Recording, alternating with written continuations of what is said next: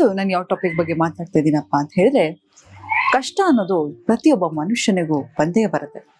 ಹೇಳ್ತಾರಲ್ವಾ, ಕಷ್ಟ ಮನುಷ್ಯನಿಗೆ ಬರದೆ ಮರಕ್ಕೆ ಬರತ್ತಾ ಅಂತ. ಹಾಗೆ ನಾವು ಕಷ್ಟ ಬಂದಾಗ ಹೇಗೆ ಫೇಸ್ ಮಾಡೋದು, ಆ ಟ್ರಾನ್ಸಿಷನ್ ಫೇಸ್ ಅನ್ನೋದು ಇರುತ್ತಲ್ಲ, ಈ ಪ್ರತಿಯೊಬ್ಬ ಮನುಷ್ಯನ ಜೀವನದಲ್ಲೂ ಅದು ಖಂಡಿತವಾಗ್ಲೂ ಬಂದೇ ಬರುತ್ತೆ. ಆದ್ರೆ ನಾವು ಹೇಗಪ್ಪ ಅಂತ ಹೇಳಿದ್ರೆ, ಸುಖ ಬಂದಾಗ ತುಂಬಾನೇ ಖುಷಿಯಾಗಿ ವೆಲ್ಕಮ್ ಮಾಡ್ತೀವಿ, ಕಷ್ಟ ಬಂದಾಗ ಕಂಗೆಟ್ಟು ಕುಗ್ಗೋಗ್ತೀವಿ.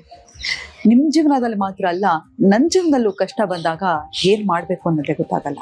ಆದ್ರೆ ಎಲ್ಲರಿಗೂ ಒಂದು ಮಾತ್ರ ನಿಜ, ಎಲ್ಲರಿಗೂ ಸಹಾಯ ಹಸ್ತ ಅನ್ನೋದು ಬೇಕೇ ಬೇಕು.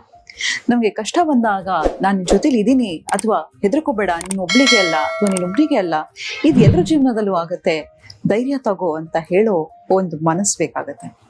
ಆದ್ರೆ ಕೆಲವು ಸತಿ ನಾವು ಒಂಟಿಯಾಗಿರ್ತೀವಿ, ನಮ್ಗೆ ಯಾವುದೇ ತರ ಸಹಾಯ ಇಲ್ದಿದ್ದಾಗ ನಮ್ಗೆ ನಾವೇ ಧೈರ್ಯ ತುಂಬಿಕೊಂಡು ಹೇಗೆ ನಮ್ಮ ಜೀವನವನ್ನ ನಡೆಸ್ಬೇಕು ಅನ್ನೋದನ್ನ ಇವತ್ತು ನಾನು ಹೇಳ್ತಾ ಹೋಗ್ತೀನಿ. ನೋಡಿ, ನಾವ್ ಏನ್ ಮಾಡ್ತೀವಪ್ಪ ಅಂತ ಹೇಳಿದ್ರೆ, ನಮ್ಗೆ ತುಂಬಾ ಬೇಜಾರಾದಾಗ, ನಮ್ಗೆ ತುಂಬಾನೇ ದುಃಖ ಆಗುತ್ತೆ. ನಾವು ಮಾಡೋ ಮೊದಲನೇ ತಪ್ಪು ಏನಪ್ಪಾ ಅಂತ ಹೇಳಿದ್ರೆ, ದುಃಖನ ತಡೆಗಟ್ಟೋದು. ನೋಡಿ, ನಗೋದೊಂದು ಎಮೋಷನ್ ಆದ್ರೆ ಅಳೋದು ಕೂಡ ಒಂದು ಎಮೋಷನ್ನೇ ಹೌದು. ನಾವು ಯಾಕೆ ಅಳುವಾಗ ತುಂಬಾನೇ ಅಯ್ಯೋ ನಾನು ಅಳ್ಬಾರ್ದು ಅಂತ ಯಾಕೆ ಅನ್ಕೋತೀವಿ? ನಾವು ಪ್ರತಿ ಸತಿ ಕಣ್ಣೀರಿಟ್ಟಾಗ ನಮ್ಮ ಬಾಡಿಯಲ್ಲಿ ಎಂಡಾರ್ಫಿನ್ಸ್ ರಿಲೀಸ್ ಆಗತ್ತೆ ಅಂತ ಹೇಳಿದ್ರೆ ನಮ್ಗೆ ಸಮಾಧಾನ ಆಗ್ತಾ ಹೋಗುತ್ತೆ.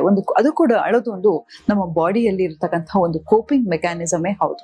ಹಾಗಾಗಿ ಯಾವಾಗ ನಿಮ್ಗೆ ತುಂಬಾನೇ ದುಃಖ ಆಗುತ್ತೆ, ಅತ್ತು ಬಿಡಿ. ನೋಡಿ, ಗಂಡ್ಮಕ್ಳು ಹೆಣ್ಮಕ್ಳು ಅಂತಲ್ಲ, ಈ ಗಂಡು ಹುಡುಗ ಆಗಿ ಯಾಕೋ ಹೆಣ್ಣು ಹುಡುಗಿ ತರ ಅಳ್ತಾ ಇದೆಯಾ ಅಂತ ಅನ್ಕೋಬೇಡಿ. ಗಂಡ್ ಮಕ್ಳಿಗೂ ಎಮೋಷನ್ಸ್ ಇದ್ದೇ ಇರುತ್ತೆ, ಆ ಹೆಣ್ಮಕ್ಳಿಗೂ ಅದೇ ಇಂಟೆನ್ಸಿಟಿ ಆಫ್ ಎಮೋಷನ್ಸ್ ಇರುತ್ತೆ. ಸೊ ಇದು ಯಾವುದೇ ಒಂದು ಕೋಪಿಂಗ್ ಮೆಕ್ಯಾನಿಸಮ್ ಅಲ್ಲಿ ಇದೆಲ್ಲವೂ ಒಂದು ಸ್ಪೆಕ್ಟ್ರಮ್ ಆಫ್ ಫೀಲಿಂಗ್ಸೇ ಹೌದು. ಸೊ ನಮ್ಗೆ ಅಳು ಬಂದಾಗ ಖಂಡಿತವಾಗ್ಲೂ ಅಳಿ.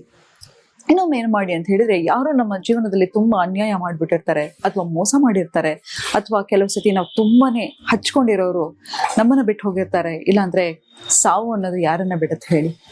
ಎಷ್ಟು ಸತಿ ನಮ್ಗೆ ತುಂಬಾ ಹತ್ರ ಆಗಿರೋರು ಅಥವಾ ನಮ್ಮ ಮನೆಯವರು ಯಾರೋ ನಮ್ಮ ಹತ್ರದಲ್ಲಿ ಇರ್ತಕ್ಕಂಥವರ ಸಾವನ್ನ ನೋಡಿರ್ತೀವಿ, ಅದನ್ನ ಅಕ್ಸೆಪ್ಟೇ ಮಾಡ್ಕೊಳ್ಳಿಕ್ಕಾಗಲ್ಲ. ಕೆಲವು ಸತಿ ನಮ್ಮ ಜೀವವನ್ನು ಬಿಡ್ಬೇಕು ಅಂತ ಹೇಳಿ ನಾವು ನಿರ್ಧಾರ ತಗೋತೀವಿ. ಅಂತ ಸಮಯದಲ್ಲಿ ಕೂಡ ನಾವು ಹತ್ತು ಆ ಗ್ರೀವಿಂಗ್ ಪೀರಿಯಡ್ ಅಂತ ಏನಂತ ಹೇಳ್ತಾರೆ, ಅದನ್ನ ಮಾಡ್ಬೇಕಾಗತ್ತೆ. ಅದಕ್ಕೆ ನೋಡಿ, ಸಾವಾದಾಗ 11 ದಿನ ಗ್ರೀವಿಂಗ್ ಪೀರಿಯಡ್ ಅಂತ ಕರೀತಾರೆ ಅಲ್ವಾ?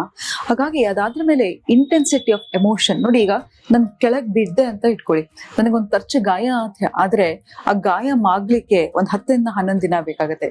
ಸಿಮಿಲರ್ಲಿ ನಮ್ಮ ಮೆಂಟಲ್ ಹೆಲ್ತ್ ಅಲ್ಲೂ ಕೂಡ ಹೌದು. ನಮ್ಮ ಜೀವನದಲ್ಲಿ ಯಾವ್ದಾದ್ರು ಒಂದು ಅಘಾತವಾದ ಘಟನೆ ನಡೆದ್ರೆ ಅದು ಮಾಗ್ಲಿಕ್ಕೆ ತುಂಬಾನೇ ಸಮಯ ಬೇಕಾಗುತ್ತೆ. ನಾವು ಬಿದ್ದಾಗೂ ಅಷ್ಟೇ, ಅದು ಒಣಗಕ್ಕೆ ಟೈಮ್ ಆಗುತ್ತೆ. ಆದ್ರೆ ಆ ಒಣಗಾದ್ಮೇಲೆ ಗಾಯ ಮಾಗಿರತ್ತೆ, ಆ ಕಲೆ ಮಾತ್ರ ಹಾಗೆ ಉಳ್ಕೊಂಡಿರುತ್ತೆ. ಹಾಗೆ ನಮ್ಮ ಎಮೋಷನಲ್ ಬಾಡಿಲೂ ಹೌದು. ಸೊ ಹಾಗಾಗಿ ನಿಮ್ಗೆ ನೀವು ಟೈಮ್ ತಗೊಳ್ಳಿ. ಕೆಲವು ಸತಿ ಊಟ ಸೇರಲ್ಲ, ನಿದ್ದೆ ಬರಲ್ಲ, ಪರವಾಗಿಲ್ಲ, ಆ ದುಃಖ ಮರೀಲಿಕ್ಕೆ ತುಂಬಾನೇ ಟೈಮ್ ಬೇಕಾಗತ್ತೆ. ಇಷ್ಟು ಒಂದು ಟೈಮ್ ಅಂತ ಇರುತ್ತೆ.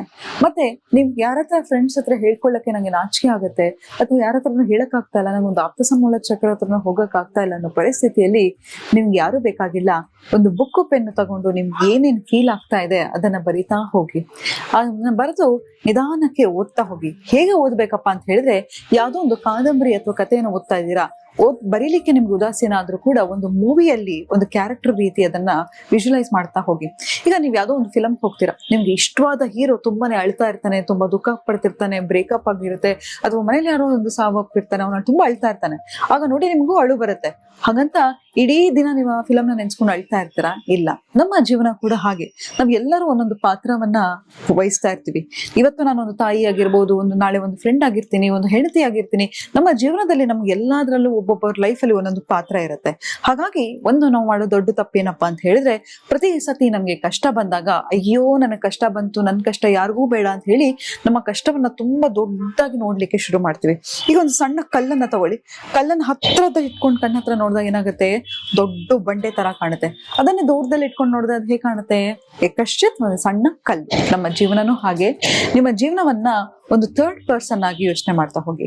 ನಂತರ ನಿಮ್ಮ ಫ್ರೆಂಡ್ಸ್ ಅಥವಾ ನಿಮ್ಮ ಮನೆಯವರು ನಿಮ್ಮ ಕಷ್ಟದಲ್ಲೇ ಇದ್ದಿದ್ರೆ ಹೇಗೆ ಅಡ್ವೈಸ್ ಮಾಡ್ತಾ ಇದ್ರಿ ಅವರಿಗೆ, ಆ ಅಡ್ವೈಸ್ ಅನ್ನ ನಿಮ್ಗೆ ನೀವೇ ತಗೊಳ್ತಾ ಹೋಗಿ. ಮತ್ತೆ ಮೋಸ್ಟ್ ಇಂಪಾರ್ಟೆಂಟ್ ಗೆಳೆಯರೆ, ಏನಪ್ಪಾ ಅಂತ ಹೇಳಿದ್ರೆ, ನಿಮ್ಮನ್ನ ನೀವು ಪ್ರೀತಿಸ್ಕೊಳ್ಳಿ. ಪ್ರತಿ ಒಂದ್ಸತಿನೂ ನಾನು ಹೇಳ್ತಾ ಇರ್ತೀನಿ, ಹೌದು ನೋಡಿ, ಪ್ರಪಂಚದಲ್ಲಿ ಯಾವುದೋ ಒಂದು ವಸ್ತುವನ್ನ ತೋರಿಸಿ ಇದು ಶಾಶ್ವತ ಅಂತ ನನಗೆ ತೋರಿಸಿ. ಇದೊಂದು ಸಣ್ಣ ಗಿಡ ಇಲ್ಲಿರ್ಬೋದು, ಅದು ನಾಳೆ ಮರ ಆಗಿ ಅದಕ್ಕೂ ಒಂದು ವಯಸ್ಸಾಗಿ ಅದು ಸಾವನ್ನಪ್ಪುತ್ತೆ. ಅಥವಾ ನಿಮ್ಮಂದೆ ಕೂತ್ಕೊಂಡು ನಿಂತ್ಕೊಂಡು ಮಾತಾಡ್ತಾ ಇರೋ ನಾನು ಕೂಡ, ನನಗೂ ವಯಸ್ಸಾಗುತ್ತೆ, ನಾಳೆ ನನಗೂ ಒಂದಿನ ಸಾವಿದ್ದೇ ಇರುತ್ತೆ. ಯಾವುದನ್ನು ಹಚ್ಕೊಳ್ಳಿಕ್ಕೆ ಹೋಗ್ಬೇಡಿ. ಯಾರೇ ಆಗಿರ್ಲಿ, ನಿಮ್ಮ ಮಕ್ಕಳಾಗಿರ್ಲಿ, ನಿಮ್ಮ ತಂದೆ ತಾಯಿ ಆಗಿರ್ಲಿ, ಹೌದು ನಮ್ಗೆ ಎಲ್ಲರಿಗೂ ಅಟ್ಯಾಚ್ಮೆಂಟ್, ಲವ್ ಎಲ್ಲವೂ ಇಂಪಾರ್ಟೆಂಟ್.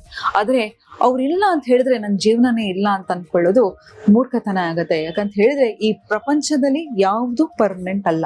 ನಮ್ಮ ಕಷ್ಟಗಳು ಹಾಗೇನೆ ಬರುತ್ತೆ ಹೋಗುತ್ತೆ, ಅದಕ್ಕೆ ಸೊಲ್ಯೂಷನ್ ಅನ್ನು ಹುಡ್ಕೋಣ. ಮತ್ತೆ ಮೋಸ್ಟ್ ಇಂಪಾರ್ಟೆಂಟ್ ಅಂದ್ರೆ, ಒಂದು ವಾರ ಅಥವಾ ಒಂದು 11 ದಿನ 10 ದಿನ ಒಂದು ಗ್ರೀವಿಂಗ್ ಪೀರಿಯಡ್ ಅಂತ ಇಟ್ಕೊಂಬಿಡಿ. ನಂತರ ನಿಮ್ಗೆ ನೀವು ಟೈಮ್ ಮಾಡ್ಕೊಳ್ಳಿ. ನಿಮ್ಗೆ ಇಷ್ಟ ಬಂದಿದ್ದ ಆಹಾರವನ್ನ ನೀವೇ ಅಡಿಗೆ ಮಾಡ್ಕೊಂಡು ತಿನ್ನೋದಾಗಿರ್ಬೋದು, ವ್ಯಾಯಾಮ ಮಾಡೋದಾಗಿರ್ಬೋದು. ಒಂದು ಖಾಲಿ ಒಂದು ವಸ್ತುವನ್ನ ನೀವು ಸುಮ್ಮನೆ ಹಾಗೆ ಇಟ್ಬಿಡಿ ಮನೆಗೆ ಹೋಗಿ, ಅಥವಾ ಎಲ್ಲೋ ಹೋಗ್ಬಿಟ್ಟು ಬರ್ತೀರಾ, ನಿಮ್ ಮನೆ ಬೀಗ ಹಾಕಿರ್ತೀರಾ, ಓಪನ್ ಮಾಡಿದ್ರೆ ಎಲ್ಲ ಧೂಳಿಂದ ತುಂಬಿರುತ್ತೆ. ಯಾಕೆ ಗೊತ್ತಾ? ಯಾವ ಆಬ್ಜೆಕ್ಟ್ಗೆ ಮೂಮೆಂಟ್ ಇರಲ್ವೋ ಅದು ಧೂಳನ್ನ ಹೆಚ್ಚಾಗಿ ಅಟ್ರಾಕ್ಟ್ ಮಾಡುತ್ತೆ. ನಿಮ್ಮ ದೇಹವು ಹಾಗೆ. ಯಾವಾಗ ನೀವು ನಿಮ್ಮ ದೇಹಕ್ಕೆ ವ್ಯಾಯಾಮ ಕೊಡಲ್ಲ, ಅದು ಹೇಳ್ತಾರಲ್ಲ, ideal mind is devils workshop ಅಂತ, ಹಾಗೆ ನಿಮ್ಮ ಮನಸ್ಸು ಯಾವಾಗ ನಿಮ್ಮ ದೇಹಕ್ಕೆ ಯಾವುದೇ ರೀತಿ ವ್ಯಾಯಾಮ ಕೊಡಲ್ವೋ ಆಗ ಬೇಡದ ನಕಾರಾತ್ಮಕ ಆಲೋಚನೆಗಳನ್ನ ಸೆಳಿತಾ ಹೋಗುತ್ತೆ. ಮತ್ತೆ ನೀವು ಡಿಪ್ರೆಷನ್ ರೀಚ್ ಆಗೋ ಚಾನ್ಸಸ್ ತುಂಬಾನೇ ಇರುತ್ತೆ. ಹಾಗಾಗಿ ಆ ಕಷ್ಟವನ್ನ ಕೊಡ್ಕೊಂಡು ಆಚೆ ಹೋಗಿ, ಫ್ರೆಂಡ್ಸ್ ಜೊತೆ ಹೋಗೋದಾಗಿರ್ಬೋದು, ವರ್ಕೌಟ್ ಮಾಡೋದಾಗಿರ್ಬೋದು, ಓಡೋದಾಗಿರ್ಬೋದು, ಯೋಗ ಮಾಡೋದಾಗಿರ್ಬೋದು, ಇಲ್ಲ ರೂಮ್ ಬ್ಲಾಕ್ ಹಾಕೊಂಡು ಯಾವುದೋ ಒಂದು ಹಾಡಿಗೆ ಡ್ಯಾನ್ಸ್ ಮಾಡೋದಾಗಿರ್ಬೋದು. ಇದು ಯಾವ್ದೋ ರೀತಿ ನಿಮ್ಮ ಮನಸ್ಸನ್ನ ಡೈವರ್ಟ್ ಮಾಡ್ಕೊಳ್ಳಿ ಅಂತ ಹೇಳ್ತಾ ಇವತ್ತಿನ ಸಂಚಿಕೆಯನ್ನ ಮುಕ್ತಾಯಗೊಳಿಸ್ತಿದ್ದೀನಿ. ನೀವು